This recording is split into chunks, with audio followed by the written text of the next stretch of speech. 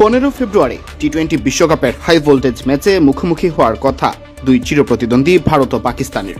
তবে বিশ্বকাপ ইস্যুতে বাংলাদেশের পাশে দাঁড়িয়ে পাকিস্তান ঘোষণা দিয়েছে এই ম্যাচ বয়কট করার। তাতে মাথায় হাত আইসিসির, কারণ এই ম্যাচকে ঘিরে হয় কোটি কোটি টাকার বাণিজ্য। আইসিসি পাকিস্তানকে ম্যাচ খেলার অনুরোধ করলে পাকিস্তান এবার বেঁধে দিয়েছে 3টি শর্ত। এই 3 শর্তের প্রতিটাই বাংলাদেশ সম্পর্কিত। ভারতের সংবাদ মাধ্যম এনডিটিভি জানিয়েছে, বিশ্বকাপ খেলতে না দেওয়ায় বাংলাদেশের জন্য ক্ষতিপূরণ চেয়েছে পাকিস্তান। একই সাথে বিশ্বকাপে না খেললেও বাংলাদেশকে অংশগ্রহণ ফি দেওয়ার দাবি জানিয়েছে। বাংলাদেশের জন্য আইসিসির খাত থেকে আয়ের অংশ বাড়ানোর দাবি জানানো হয়েছে।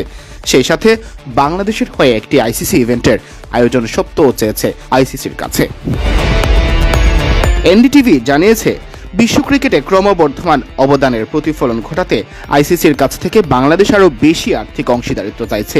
বোর্ড যুক্তি দেখিয়েছে, অবকাঠামো, প্রতিভা এবং জাতীয় দলের প্রতিযোগিতামূলক মান উন্নত করার জন্য বর্ধিত তহবিল অপরিহার্য।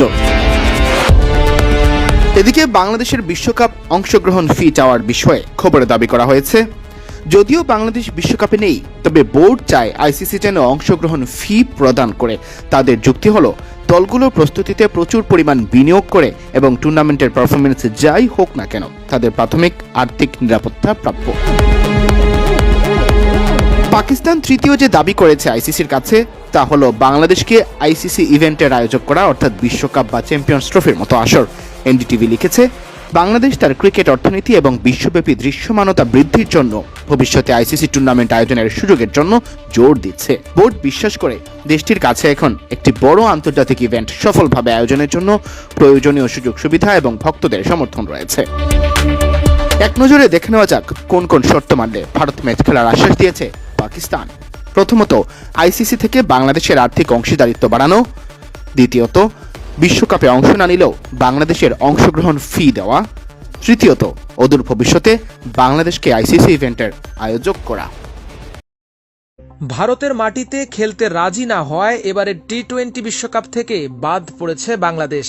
বিকল্প হিসেবে বাংলাদেশের ম্যাচগুলো শ্রীলঙ্কায় আয়োজনের প্রস্তাব উঠলেও তা নাকচ করে দেয় ইন্টারন্যাশনাল ক্রিকেট কাউন্সিল আইসিসি। শেষ পর্যন্ত বাংলাদেশের জায়গায় টুর্নামেন্টে অন্তর্ভুক্ত করা হয় স্কটল্যান্ডকে। এই সিদ্ধান্ত ঘোষণার পর থেকেই বিশ্ব ক্রিকেট অঙ্গনে শুরু হয় ব্যাপক আলোড়ন। বাংলাদেশের বাদ পড়াকে অন্যায্য আখ্যা দিয়ে এর প্রতিবাদে সরব হয় পাকিস্তান ক্রিকেট বোর্ড পিসিবি। পরিস্থিতি আরও জটিল হয়ে ওঠে যখন পাকিস্তান প্রকাশ্যে ভারতের বিপক্ষে ম্যাচ না খেলার ঘোষণা দেয়।